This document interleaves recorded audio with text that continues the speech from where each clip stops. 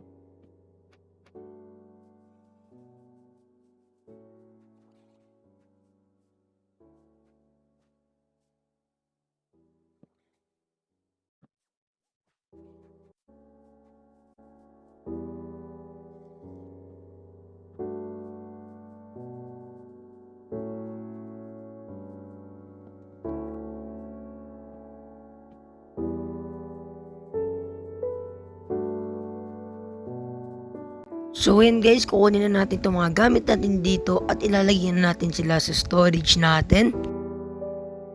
Yan guys, kung nakikita nyo, sobrang kalat talaga ng ating storage dito sa ating bahay.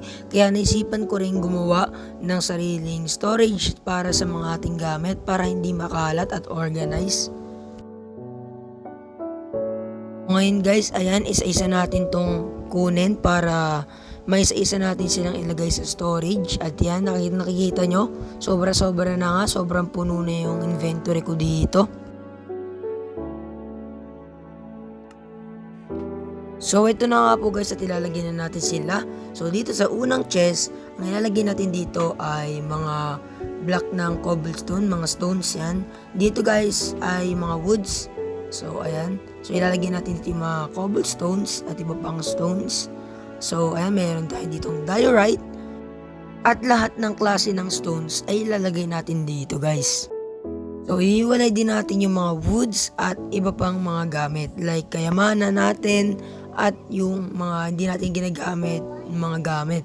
So iiwalay din natin yun guys. So guys, dito yung ating mga woods yan. So lagay na natin dito yung mga ating planks, stairs at slabs. Pati mga ibang trapdoors at yung ating mga fence ilagay na natin dito. And kasama na rin dyan yung barrel. And yan guys, isasama na natin dito. So yung dami nating slab dito guys, grabe. O yun guys, no, at meron din pala ditong pintuan at iba pang mga woods na kagamitan. So dito guys, bala ko sana dito ilagay ay torch and lanterns. Kaso naisip ko guys, yan sobrang onti ng lanterns natin. So mamaya papalitan natin yan ng mga kayamanan. So dito yung mga kagamitan nating mga di naman natin masyado kailangan. And andyan din yung mga gagamitin natin sa pang redstone. Yan mga hopper at iba pang kagamitan guys. So guys, ayan, kunin natin dito yung mga gamit natin na blocks, no? So magagamit pa rin naman natin itong mga blocks na nandito guys. So ayan guys, so as you can see guys, sobrang dami nating stock dito ng cobblestone, kaya hindi tayo mauubusan. So bala ko nga po gumawa ng cobblestone stone farm para po mayroon na tayong unlimited cobblestone dito at magagamit natin siya. Pwede tayong magbenta ng cobblestone dito sa shopping district natin dito sa Prisucraft. So, siguro dito natin ilalagay ito. Sobrang dami. Grabe. Dami kong blocks na cobblestone. Yan. Dami nating blocks.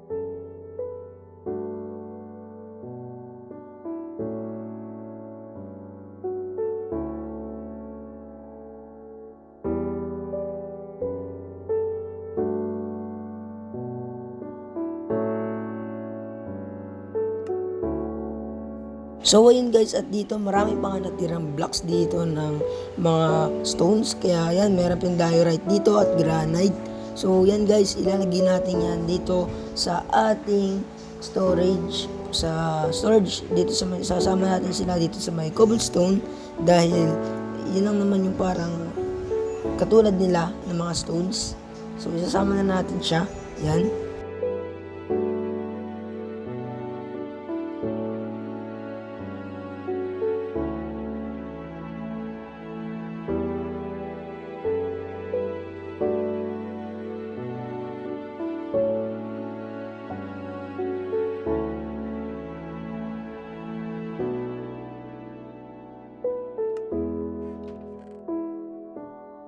Meron pa tayo ditong kukunin na para sa woods. So, ayan, meron tayo ditong mga spruce woods and spruce planks and spruce lab. So, ilalagay na natin siya dito sa ating lagayan ng mga woods.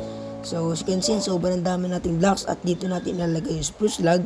So, nagkukulang tayo sa spruce logs dito dahil nga kulang-kulang tayo dito sa pagtanim ng puno. So next time guys, abangan nyo, paramihan natin yung pagtanim ng puno dito. So, ayan. Check natin yung ating storage at yan, yung slab ang pinakamarami, 2 stacks. So ito marami dito tayo ditong dirt. So yung dirt na yan is ilalagay natin yan dito sa isang storage. So bago yon, punta muna tayo dito. So ayan. So ito na guys. So ito yung sa woods. Yan sa woods guys. So ayan, lalagyan natin yung spruce door dito. Yan. At dito yung mga gamit natin, mga hindi natin ginagamit. So ayan, ilagay na natin yung leather, gravel, wheat seeds, sand, gravel, sugar cane, rotten flesh. Yan, hindi natin kailangan yan. Spruce sapling, and lead, flint, dirt, and mga light gray wool, at yan, mga wool. So yan guys. So ayan. So konti lang tayo. So kulang-kulang tayo dito pagdating sa mga logs guys. Pero pagdating sa mga cobblestone stones, marami tayo dito. Kaya bala ko rin magbenta kasi sobrang dami natin dito guys. So ayan guys, no, at dito kukunin na natin yung ating mga kayamanan dito sa ating bahay. At ilalagay natin siya sa ating storage.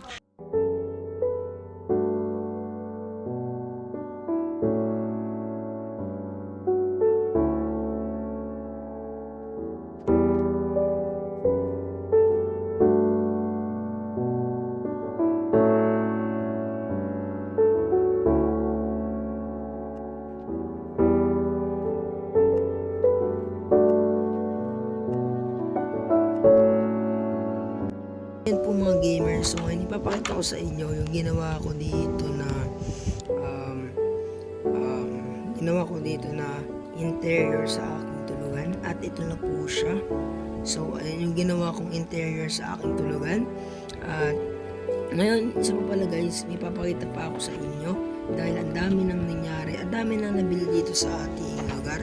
So dito guys, makikita nyo di ba, ang dami na natin nagawa dito.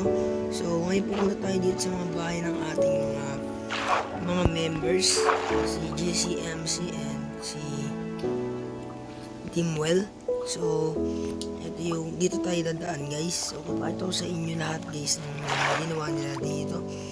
So ayan, episode 3 pa lang pero marami na silang nagawa. So dito guys, si GCMC meron ditong inextended. So dito si GCMC guys, inextend niya yung kanyang sugarcane farm. Okay, tapos ayan, inextend niya rin dito yung kanyang wheat farm and carrot farm. Tapos yung bahay niya is natapos na guys. So yung interior na lang sa loob niya tapos niya. At dito may kailangan akong ipakita sa inyo. At dito guys, andito may gumawa ng XP farm or mobs farm. So yan, ang gumawa po niyan guys ay si Dimwell the Miner. So ayan guys, may nakalagay dito, magbayad ng 15 iron para makagamit ng XP farm ng lagi-lagi. Mag AFK lang sa tabi ko kaya sa taas para safe. Tapos guys, ayan, dito daw yung bayad, yan. Dito yung bayad, and ito yung taas guys. So mayroong water elevator.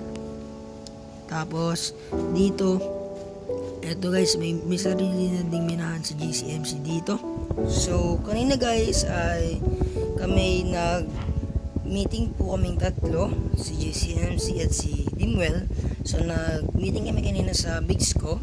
At ang pinag-meetingan namin is sila po ay mag-grind at maghanap po sila ng kanilang diamonds para po pagdating natin sa mga next episode is meron na pong mga shopping district, meron na silang mabenta.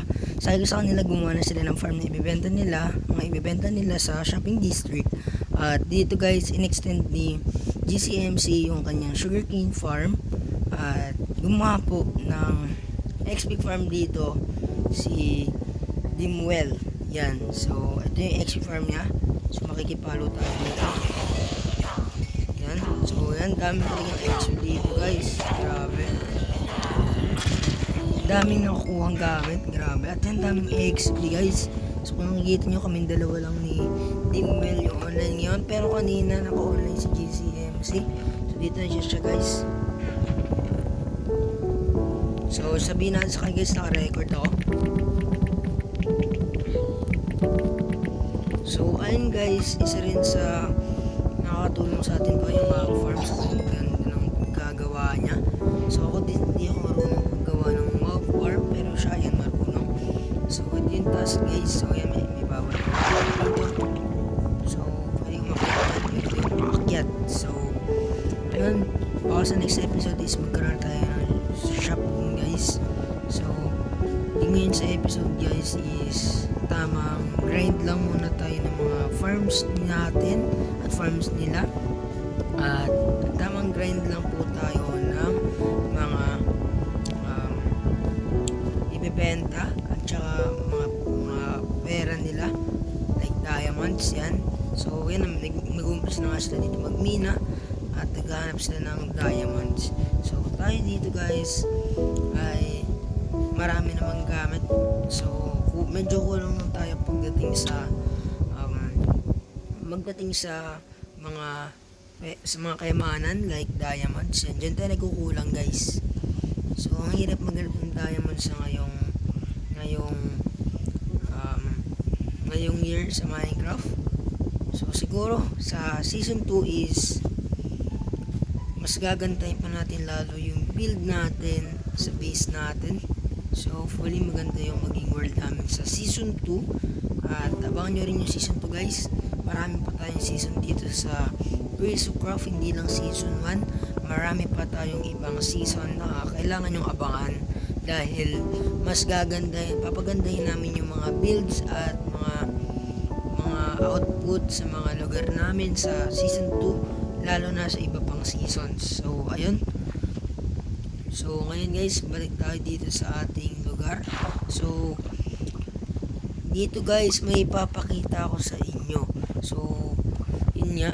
So ang may naisip na agad akong first business, first shop ko dito sa Prince of Craft Season 1. At yun ay magbenta tayo ng potatoes. So ito na nga yung farm natin. At ito na sila guys. So ito na yung mga stocks natin ng potatoes ngayon. So ang kulang na lang ay gumawa tayo ng shop sa shopping district at makapag stock tayo doon para doon na sila bibili, hindi na sila pupunta dito sa base ko. So ayun, abangan nyo guys, baka next episode na ay maggawa na tayo ng potato farm, baka magawa na tayo ng potato shop doon sa may shopping district. So ayun, kitang-kita nyo sobrang taas ng XP farm ni Dimwell dito guys. Sobrang kitang-kita siya kahit dito. So ayun, nakaayos na sila dito. Ayun na. So ayan, naubos dito yung cobblestone ko dahil kay Dimwell. Binigay ko sa kanya yung iba kong stocks ng cobblestone dahil ayan na nga yung ginawa niya. So dami niyang ginamit ng cobblestone dyan guys.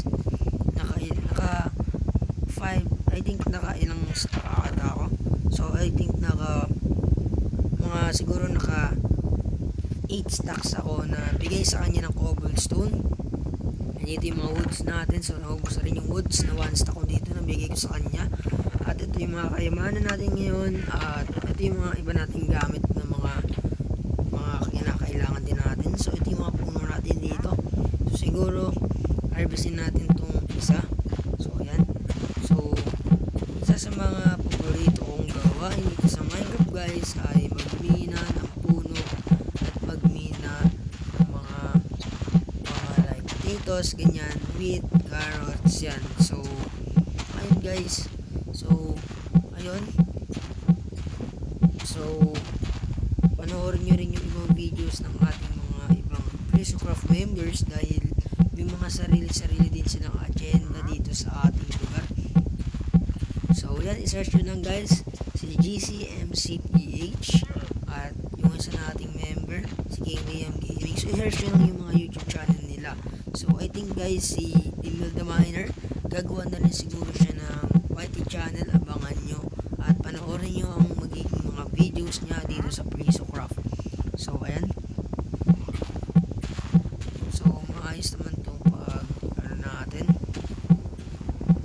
So ang kinaganda nandito sa bedrock guys ay maganda yung texture ng mga gamit. So guys, siguro hindi na tayo magdadalawang isip pa na magbenta tayo ng potato sa shopping district next episode. So tutuloy na natin yan guys, wala nang atrasan. So siguro mabenta na tayo since kailangan natin ng mga pagkain ng members natin. So ngayon namimigay ako sa kanila ng potato, libreng potato, pero sa susunod is may bayad na yan guys, shopping district. So ayun, abangan nyo po yung mga gawin natin. Ito yung ginawa natin ngayong episode. At yan, may mga ganyan na silang ginawa dito. So ayusin na rin natin itong mga gamit natin dito. So harvestin na rin natin itong potatoes. Harvestin natin yung mga full grounds na. Yan. So guys, harvestin natin to. Nakakatuwang mag-harvest nito guys, lalo na kung wala kayong magawa sa buhay nyo. Yan. So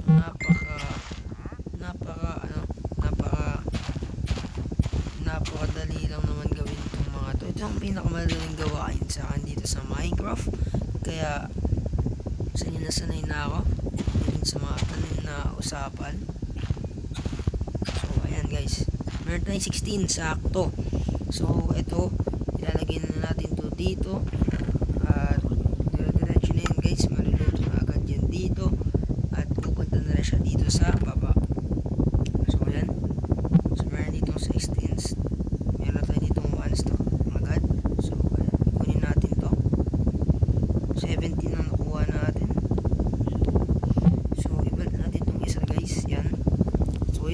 tayo ditong 2, 4, 6, 8, 10, 12, 14 stocks or 14, 16, 14 na stocks ng 16 pieces na potatoes.